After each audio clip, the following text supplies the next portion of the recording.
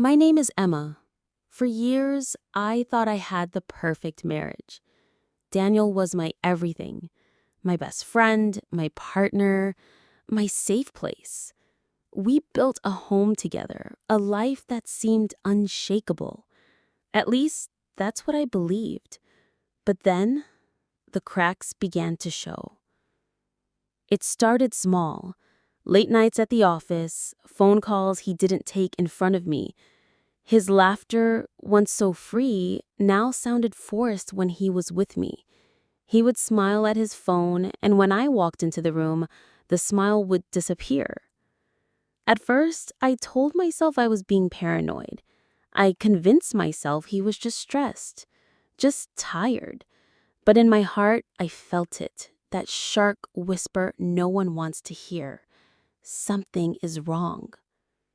One night, I reached for his jacket to wash it, and something slipped out of the pocket. A receipt. Dinner for two at a restaurant we had never been to. A date, but not with me. I remember staring at that piece of paper, my hand shaking, my heart breaking. My mind screamed, "No, this can't be real." But deep inside, I already knew. The next day, I decided to test him. I asked how his night at work had been. He kissed my forehead and said, "Busy, but worth it."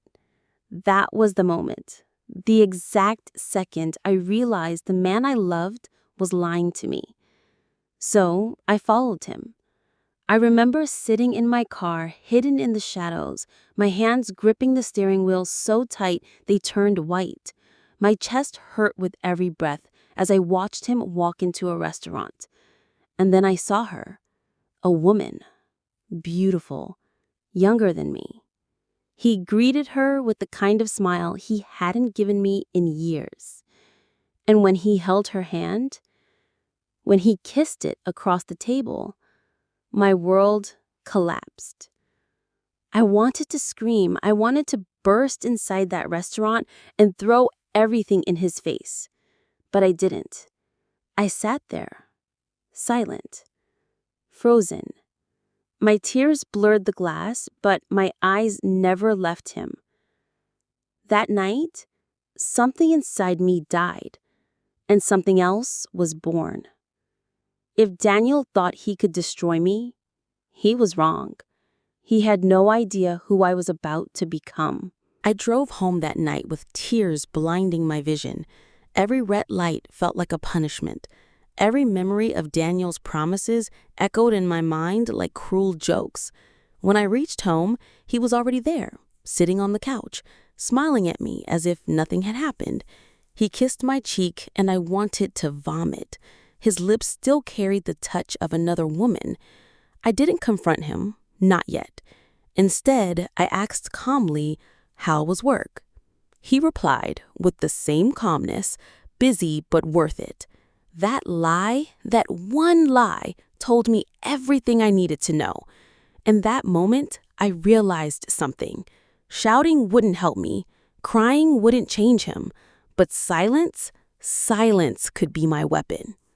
For the next few days, I became the perfect wife, smiling, cooking, asking about his day, pretending.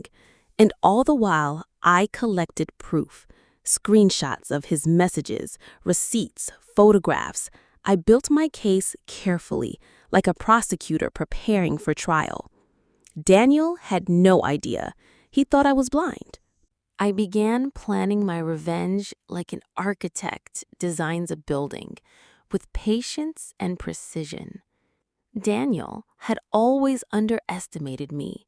He thought I was fragile, too soft to fight back. But he forgot. Even glass can cut deep when broken.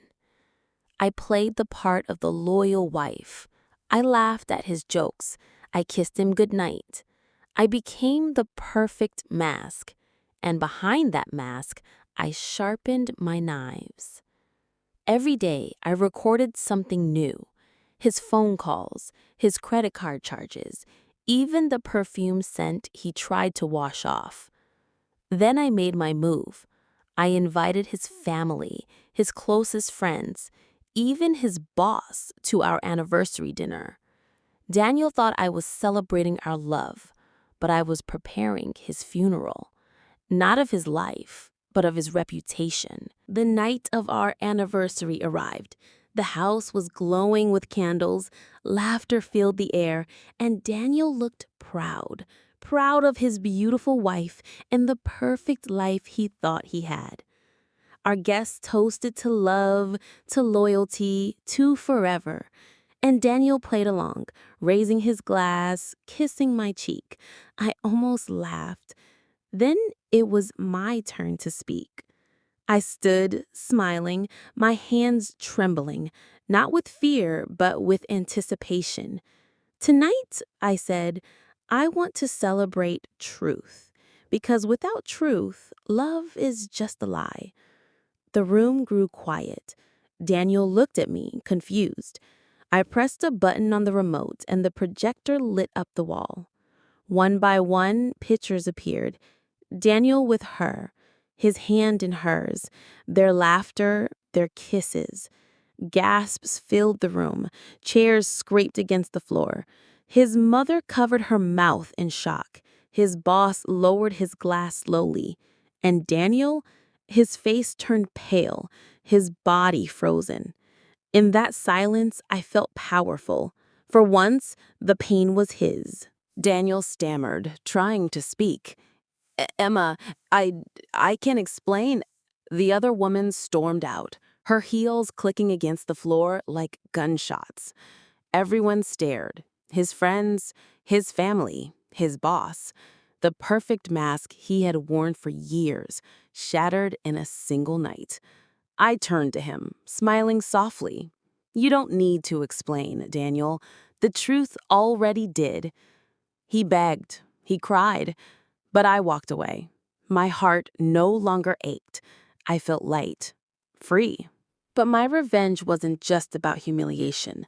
I had planned deeper. Weeks before, I had met with the lawyer. Every document was ready. Divorce papers filed. Assets transferred. The house, the car, the savings, all legally mine. When I closed the door behind me that night, Daniel had lost more than his dignity. He had lost everything. And I had gained myself back. People ask me if I regret it, if I regret the years I gave him.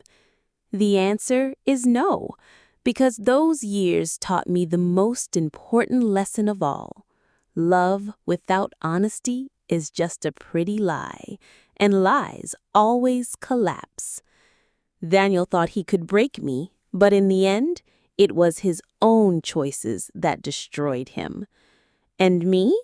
I walked away with my dignity, and dignity is the sweetest revenge.